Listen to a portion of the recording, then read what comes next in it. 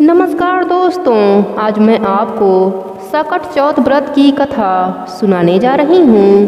प्रेम से बोले गणेश भगवान की जय हो, चौथ माता की जय हो। एक समय की बात है, एक शहर में देवरानी जेठानी रहती थीं। जेठानी अमीर थी और देवरानी गरीब थी।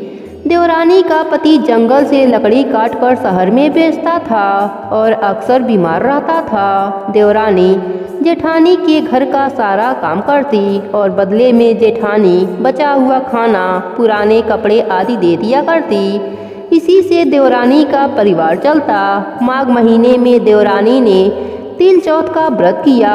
5 रुपए के तिल व गुड़ लाकर तिलकुटा बनाया। पूजा करके तिल चौथ का कथा सुनी और तिलकुटा झीखे में रख दिया और सोचा चाँद उगने पर तिलकुटे का भोग लगाकर कुछ खाऊंगी। कथा सुनकर वह जेठानी के घर चली गई। खाना बनाकर जेठानी के बच्चों से खाना खाने को कहा तो बच्चे बोले, जब माँ खाएगी तभी हम भी खाएंगे। फिर जेठ जी को खाना खाने को कहा तो वह भी बोले, मैं अकेला नहीं खाऊंगा, जब सब खाएंगे उसी समय मैं भी खा लूँगा। जेठानी ने उससे कहा, आज तो अभी कोई खाना नहीं खाया है तो मैं तुझे खाना कैसे दूँ? तुम सुबह ही बचा हुआ खाना ले जाना। देवरानी के घर पति और बच्चे अभी आस लगाए बैठे थे कि आज तो त्योहार है, माँ आएगी तो बहुत कुछ खाने को लाएगी। परंतु जब बच्चों को पता चला कि आज तो रोटी भी नहीं मिलेगी तो बच्चे रोने लगे। उसके पति को भी बहुत गुस्सा आया। कहने लगा, सारा दिन काम करके भी 2 रोटी नहीं ला सकती तो काम क्यों करती हो? पति ने गुस्से में आकर कपड़े धोने वाले धोबले से पत्नी को मारा। धोबला टूट गया तो पाटे से मारा।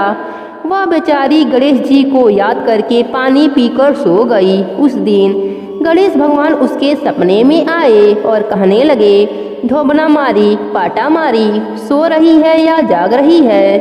वह बोली, कुछ जाग रही हूँ, कुछ सो रही हूँ। गणेश भगवान बोले, भूख लगी है, कुछ खाने को दे दो। देवरानी बोली, क्या दूँ? मेरे घर में तो अन्न का एक दाना भी नहीं है। जेठानी जो बचा खुचा देती थी आज तो वह भी नहीं मिला। पूजा का तिलकुटा झीके में पड़ा है, वही खा लीजिए। तिलकुटा खाने के बाद गणेश भगवान बोले, धोबना मारी, पाटा मारी, निपटाई लगी है, कहाँ निपटूं? वह बोली, मेरे घर में जहाँ मन करे वहाँ निपट लो। फिर गणेश जी बोले, कहाँ पहुँचूं? अब उसे गुस्सा आ गया। कब से तंग किए जा रहे हैं, मेरे सर पर पोंछ लो।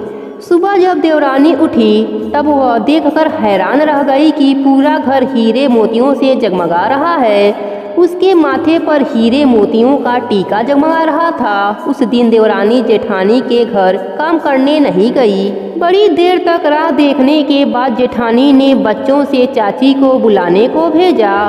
उसने सोचा कल खाना नहीं दिया इसलिए वह बुरा मान गई है। बच्चे बुलाने गए और बोले, चाची चाची चलो, माँ ने बुलाया है, सारा काम पड़ा है। दुनिया में चाहे कोई मौका चुके या न चुके, पर देवरानी जेठानी आपस में कहने का कोई मौका नहीं छोड़ती।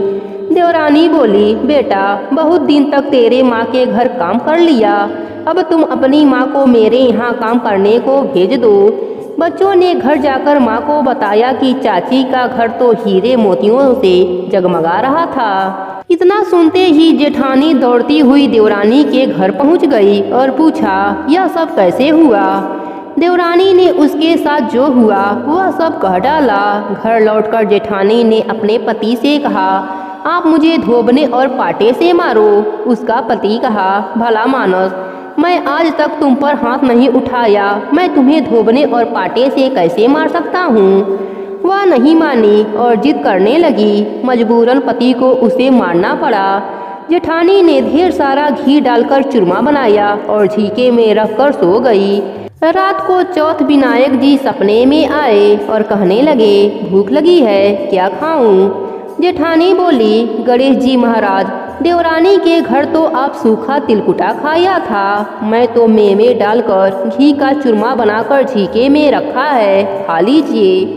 गणेश भगवान बोले, कहाँ निपटूं? जेठानी बोली, उसके यहाँ तो टूटी फूटी झोपड़ी थी, मेरे यहाँ तो महल है जहाँ चाहे निपट लें। फिर गणेश भगवान पूछे, अब पोंछूं कहाँ? जेठानी बोली, उसका तो गंदा माथा था, मैं तो चमेली का तेल लगाया है, मेरे माथे पर पोंछ लो। धन की लोभी जेठानी सुबह जल्दी उठ गई। सोचा घर हीरे मोतियों से भर गया होगा, पर देखा पूरे घर में गंदगी फैली थी, तेज बदबू आ रही थी, उसके सिर पर भी गंदगी लगी थी। उसने कहा, हे गणेश भगवान, यह आपने क्या किया? मुझसे रूठे और देवरानी पर टूटे। जेठानी ने सफाई करने की बहुत कोशिश करी, परंतु गंदगी और ज़्यादा फैलती गई। जेठानी के पति को मालूम चला तो वह भी बहुत गुस्सा हुआ और बोला, तेरे पास सब कुछ था पर तेरा मन नहीं भरा, देख तेरे लालच का नतीजा। परेशान होकर सेठानी गणेश जी से विनती करने लगी, माफ़ी मांगने लगी। गणेश भगवान ने कहा, देवरानी से जलने के कारण और लोभ से तूने जो किया यह उसी का नतीजा है। इस प्रकार जेठानी को सबक सिखाते हुए गणेश भगवान ने अपनी माया समेट ली। हे गणेश जी महाराज, जैसे देवरानी पर आपने कृपा करी, वैसे ही अपने सभी भक्तों पर अपनी कृपा बनाए रखना। कहानी अधूरी हो तो पूरी करना, पूरी हो तो मान रखना। प्रेम से बोले गणेश भगवान की जय हो, चौथ माता की जय हो।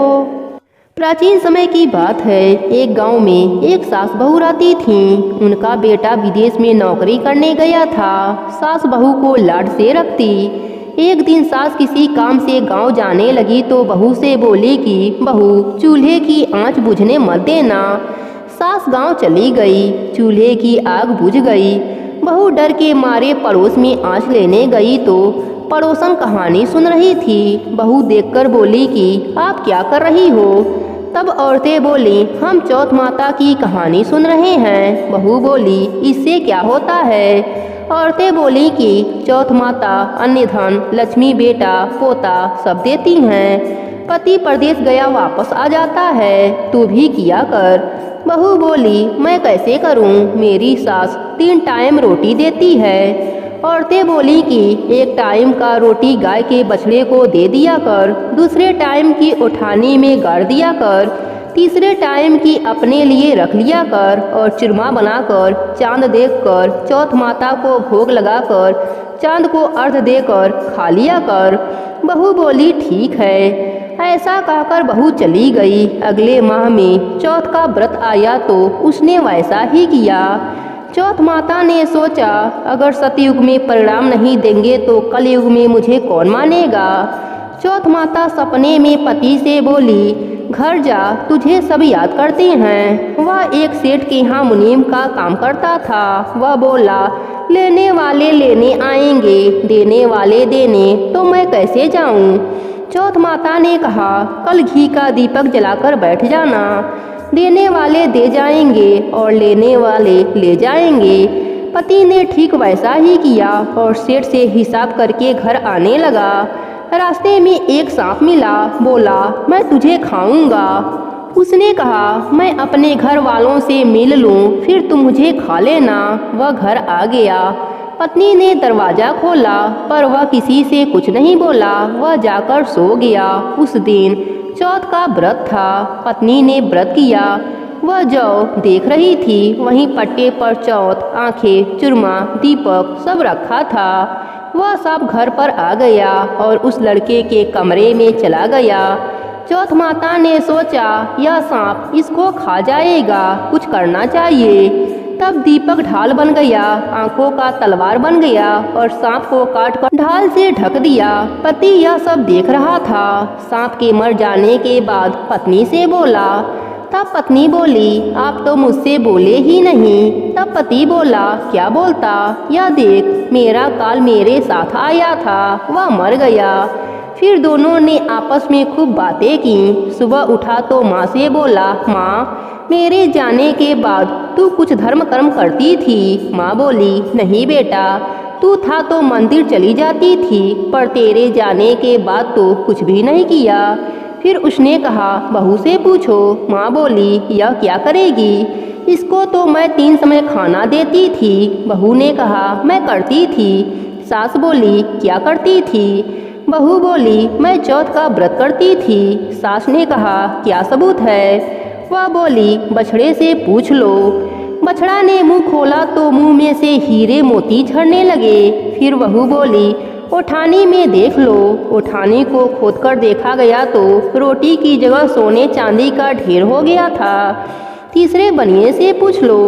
बनिए की बात भी सही निकली। सास बोली, क्या चौथ माता ऐसी हैं? बहू बोली, हाँ, चौथ माता सबका भला करती हैं, सुख सौभाग्य देती हैं, सबकी रक्षा करती हैं। हे चौथ माता, जिस प्रकार आपने बहू पर कृपा करी वैसे ही अपने सभी भक्तों पर अपनी कृपा बनाए रखना। प्रेम से बोलिए चौथ माता की जय हो।